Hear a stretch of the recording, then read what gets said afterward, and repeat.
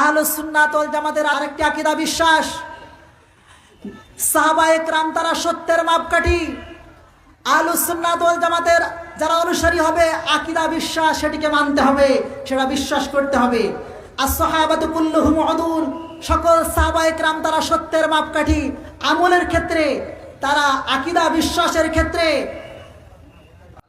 যার উপরে প্রতিষ্ঠিত ছিলেন, এটি আমাদের জন্য মাপকাঠি। তার প্রমাণ শুনুন, মহান আল্লাহ তাআলা সূরা বাকারার 13 নম্বর আয়াতে বলেন,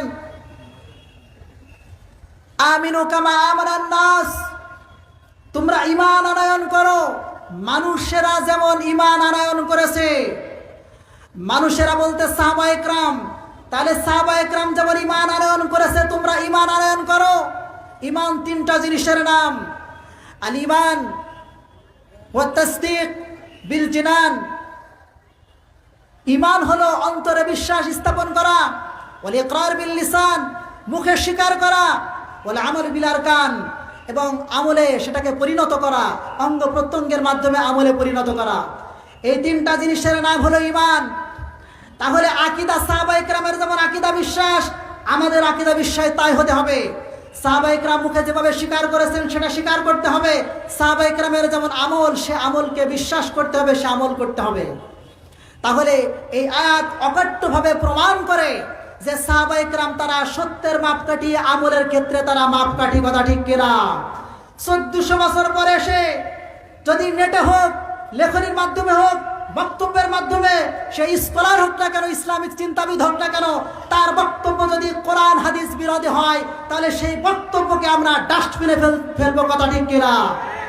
তাহলে সাহাবায়ে কেরাম তারা সত্যের মাপকাঠি। কোরআন থেকে আরেকটি দলিল বলছি এই বিষয়ে। মহান আল্লাহ তাআলা সূরা তওবার 100 নম্বর আয়াতে উল্লেখ করেছেন, ওয়াসাবিকুল আউয়ালুন মিনাল মুহাজিরিন ওয়াল আনসার ওয়াল্লাযীনা তাবাউহুম বিইহসান।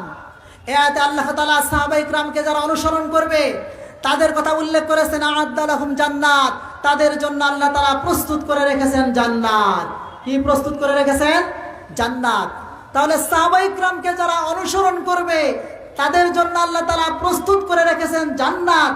তাহলে জান্নাত পাওয়ার ক্ষেত্রে সাহাবায়ে কেরাম আমাদের জন্য অনুসরণীয়। কথা ঠিক কিনা? এবার আসুন, সাহাবায়ে কেরামের আমল যে মানতে হবে, শুধু নবীজির হাদিস মানলো, সুন্নাহ মানলো, সাহাবায়ে কেরামের আমল মানলো না, তাহলে আহলুস সুন্নাহ ওয়াল জামাতের অনুসারী হওয়া যাবে না।